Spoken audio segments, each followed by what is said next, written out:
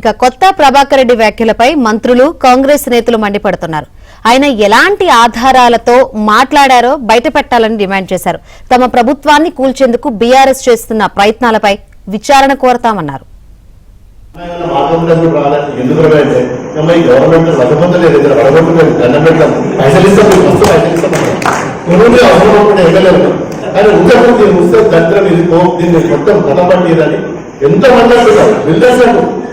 Industrialist అంటారు, మీకు అర్థం దగ్గర పెట్టుకుంటారు, ఏ ఎమ్మెల్యేలు ఏం చేసుకుంటారు మీరు చేసుకోండి అనే టైంకి వచ్చిందంటే మీరు అర్థం చేసుకోవాలి. నేను ఆయన ట్రాన్స్పోర్ట్ బిజినెస్ మెన్ అనుకున్న ప్రభాకర్ రెడ్డి, ఆయన జ్యోతిష్కం చదివింది తెలియదు, మేము జ్యోతిష్కం చదవలే.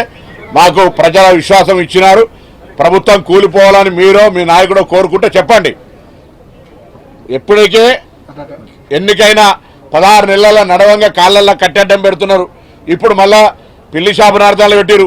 ఇప్పుడు మీరు ఇండస్ట్రియలిస్ట్ దగ్గర పైసలు తెచ్చుకొని మీకు కొత్త కాదు, మా ప్రభుత్వాన్ని కూలవడానికి ఏదో చేస్తామనేటువంటి కుట్ర చేస్తే ఇక్కడ వాడు ఊరికే చేతులు కాపుకొని అటుగానే రా నాయన రా అని చెప్పడానికి లేము. ఈ రోజు నిన్న కొత్త ప్రభాకర్ రెడ్డి గారు ఒక శాసనసభ్యుడి హోదాలో ఈ ప్రభుత్వాన్ని పడగొట్టడానికి కుట్ర పడుతున్నట్టుగా మేము భావిస్తున్నాం. బీఆర్ఎస్ నాయకత్వం కూడా మేము గెలిచిన 3 రోజుల నుంచి కూడా అదే మాట అంటారు. కాబట్టి ఈ జరిగినటువంటి ఈ అంశాలపైన న్యాయ విచారణ జరపాలని చెప్పి మా గౌరవ ముఖ్యమంత్రి గారిని కోరుతాం. ఒకవేళ అలాంటిది ఉంటే చట్టపరంగా వారిపై చర్య తీసుకోమని చెప్పి సందర్భం కోరుతాం.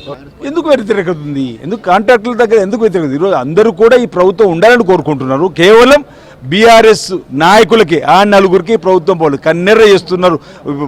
అంటే వాళ్లకు కండ్ల మంట ఈరోజు. అందుకే ఆ కన్నెర్ర ఎందుకు, ఆ కండ్ల మంట ఎందుకు, ఆ అక్కస్ ఎందుకు, ఆ ఈర్ష్యాభావం ఎందుకు మా ముఖ్యమంత్రి రేవంత్ రెడ్డి గారి మీద మాకు అర్థం అవడం లేదు. ప్రజాస్వామ్యంలో ఏదైనా చేయొచ్చు డబ్బులుంటే అనే ఒక ఆలోచనతో మాట్లాడినట్టుగా కనపడుతుంది.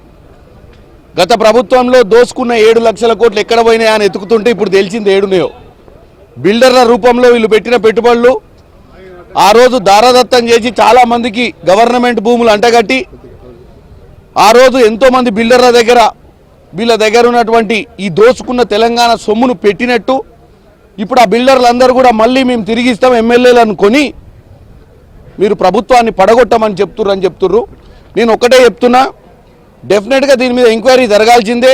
కొత్త ప్రభాకర్ రెడ్డి గారు చెప్పాలి ఎవరా బిల్డర్లు, ఎవరా పారిశ్రామికవేత్తలు ప్రభుత్వాన్ని పడగొట్టాలన్న పిచ్చి ఆలోచన చేస్తున్న వాళ్ళు.